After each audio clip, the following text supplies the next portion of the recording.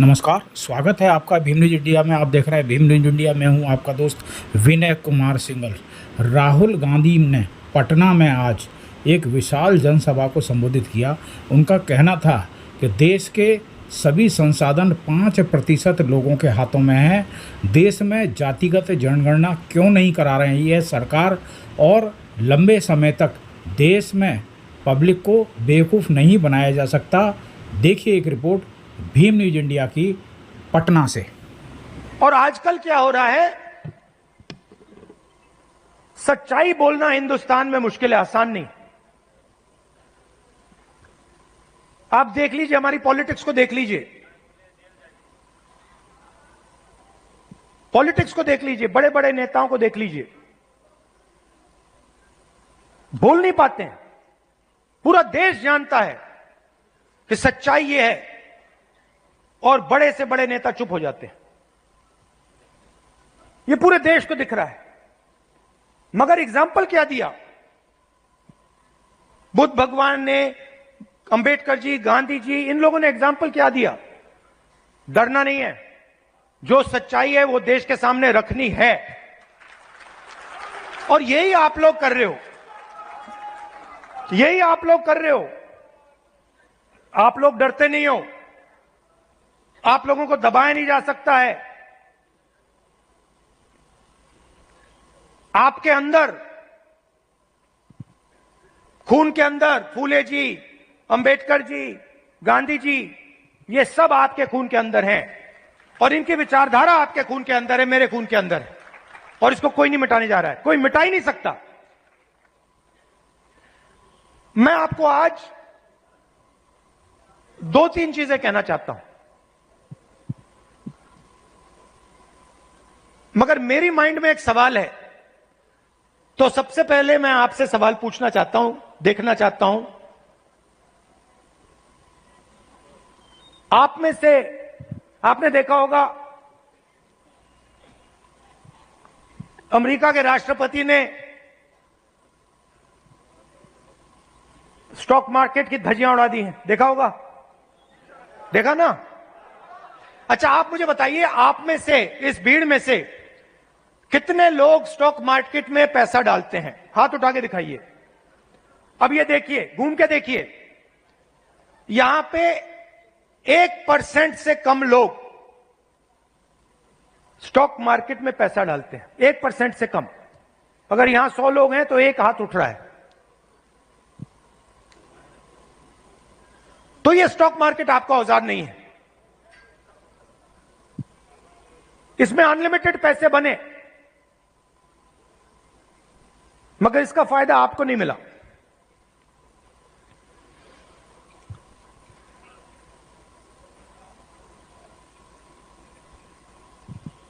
सीधी बात करूं,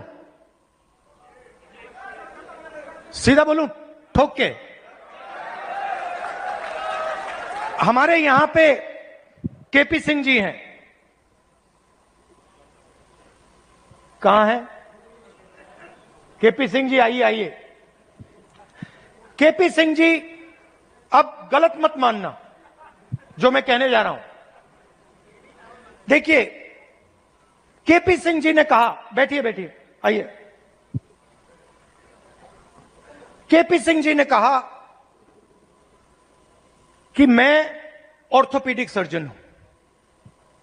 कहा ना आपने? कहा। कुछ दिन पहले पार्लियामेंट हाउस में डेलीगेशन आया, वहां पे ऐसे ही एक व्यक्ति ने मुझे कहा, मैं आईआईटी का प्रोफेसर हूं। और मैंने उससे यही कहा कि देखिए,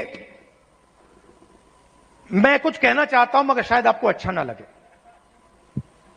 इजाजत है? उन्होंने कहा हां, कह दीजिए। और वही मैं आपसे इजाजत लेना चाहता हूं, इजाजत है? देखिए,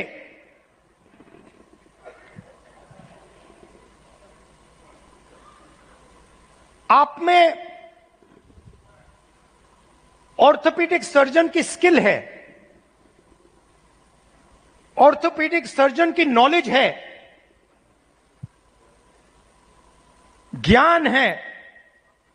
जो ऑर्थोपेडिक सर्जन होता है वो आप में सब कुछ है, मगर आप ऑर्थोपेडिक सर्जन नहीं हो। क्यों? क्योंकि पूरा का पूरा सिस्टम आपके खिलाफ काम करता है। आप सोचते हो कि आप ऑर्थोपेडिक सर्जन हो,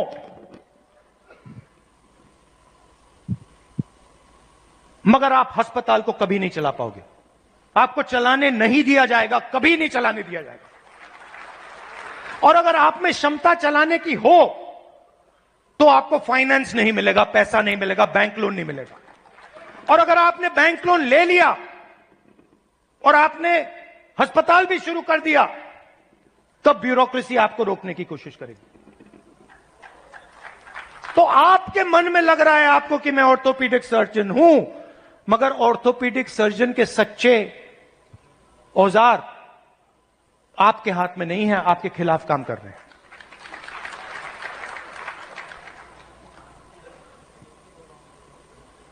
डेलीगेशन में दलित प्रोफेसर ने मुझे कहा कि मैं आईआईटी प्रोफेसर हूं। मैंने उनसे कहा नहीं भैया, आईआईटी प्रोफेसर की पूरी क्वालिफिकेशन आप में है, मगर सिस्टम आपको सच्चा आईआईटी प्रोफेसर नहीं बनने देगा।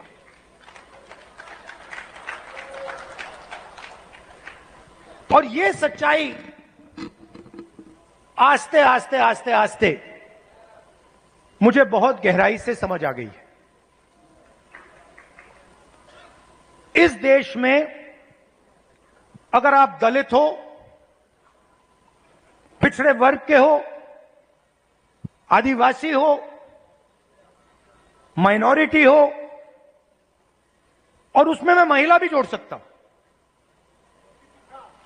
पिछड़ा बोला, ईबीसी हो, अति दलित हो, अगर आप अपर कास्ट के नहीं हो तो आप सेकंड क्लास सिटीजन हो।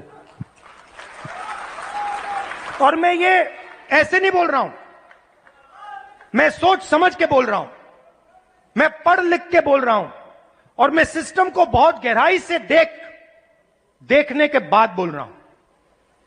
मैं आपको 2-3 उदाहरण देना चाहता हूं।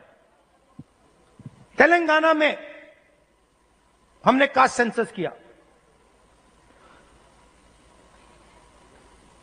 और बात अब तेलंगाना में कास्ट सेंसस से बहुत आगे निकल गई है।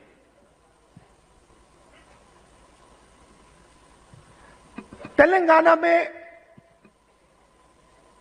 हम आपको ऐसा इंफॉर्मेशन दे सकते हैं, सामाजिक इंफॉर्मेशन, कि आप अपने सपने में भी नहीं देख पाओगे। वो कैपेबिलिटी अब तेलंगाना की सरकार के हाथ में है। मैं आपको आज स्टेज से बता सकता हूं कि अगर आप तेलंगाना में देखें और उन लोगों की लिस्ट निकालें जिन्होंने बैंक लोन लिया है, सरकारी बैंक लोन, सरकारी बैंक से लोन या प्राइवेट बैंक से लोन, उस लिस्ट में आपको ना एक ओबीसी मिलेगा, ना एक ईबीसी मिलेगा, ना एक दलित मिलेगा, ना एक आदिवासी मिलेगा। तेलंगाना की सबसे बड़ी कंपनियों की आप लिस्ट निकालिए, उनके मालिकों की लिस्ट निकालिए, उनकी सीईओज की लिस्ट निकालिए। यह सब हम तेलंगाना में अब कर सकते हैं। उनकी मैनेजमेंट टीम की लिस्ट निकालिए, आप हैरान हो जाओगे।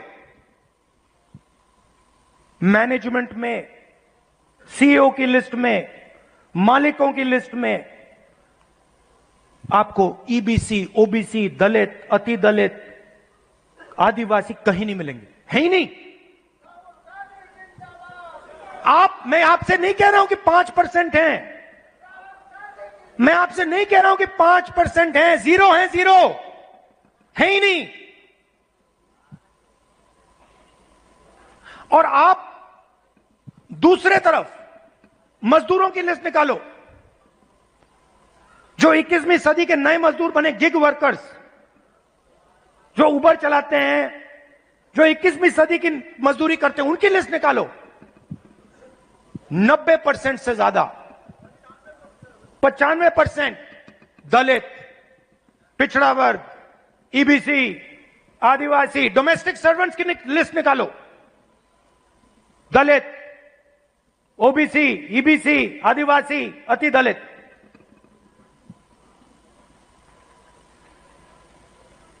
और मैं सिर्फ कंपनियों की बात नहीं कर रहा हूं, मैं अस्पतालों की बात कर रहा हूं, शिक्षा के सिस्टम की बात कर रहा हूं, सरकार की बात कर रहा हूं, कॉर्पोरेट इंडिया की बात कर रहा हूं। जहां भी आप देखो, आप हो ही नहीं।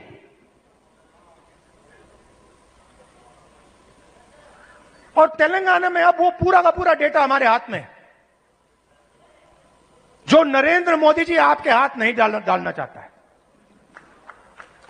इसीलिए आपने देखा कि जैसे ही हमें वो डेटा दिखा, हमने रिजर्वेशन को बढ़ा दिया।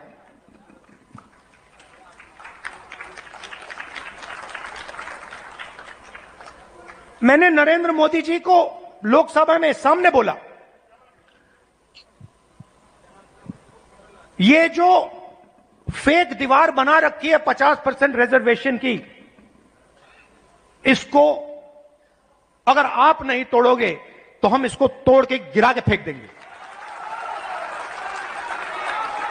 और दूसरी बात, इस देश के दलितों को, पिछड़ों को, ईबीसी, ओबीसी, अति दलित, आदिवासी, गरीब जनरल कास्ट के लोगों को पता लगना चाहिए कि इस देश की सच्चाई क्या है। कि 5%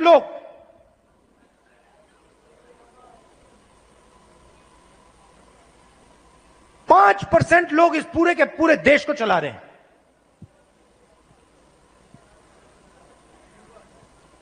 दस 15 लोग हैं जिन्होंने पूरे के पूरे कॉर्पोरेट इंडिया को पकड़ रखा है।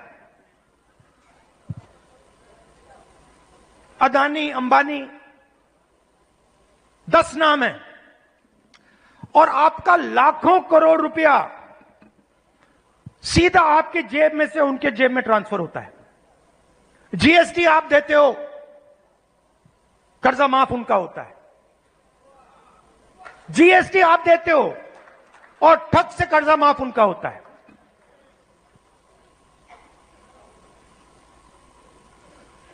आप स्कूटर में पेट्रोल भरते हो, पैसा उनके जेब में जाता है। आप अपने बच्चों को कॉलेज, यूनिवर्सिटी भेजते हो, पैसा उनके जेब में जाता है। आप बीमार होते हो, पैसा उनके जेब में जाता है। तो आप सबको घेर के रखा हुआ है। आप देख रहे थे Bhim news India. Bhim news India को यूट्यूब पर सब्सक्राइब कीजिए, लाइक कीजिए, शेयर कीजिए, कमेंट्स कीजिए। भीम न्यूज़ इंडिया के फेसबुक पेज को भी आप फॉलो कर सकते हैं। न्यूज़ अपडेट के लिए बेल आइकन का बटन दबाइए। बने रहिए हमारे साथ, देखते रहिए भीम न्यूज़ इंडिया। आपका बहुत बहुत धन्यवाद।